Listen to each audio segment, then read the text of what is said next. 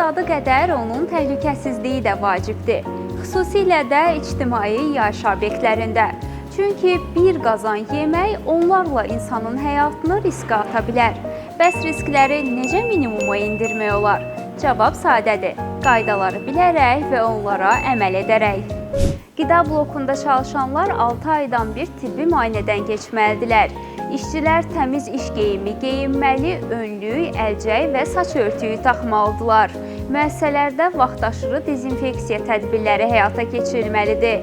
İyaşə obyektlərində döşəmə və səthlər daim təmiz saxlanılmalı, yuyula bilən olmalıdır.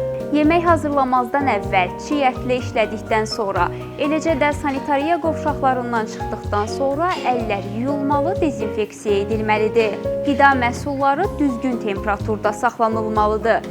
Yalnız təhlükəsiz və keyfiyyətli xammaldan istifadə olunmalıdır. Çiğ və bişirilmiş məhsullar üçün ayrı doğrama lövhələri və bıçaqlardan istifadə olunmalı, çarpaz çirklənmənin qarşısı alınmalıdır.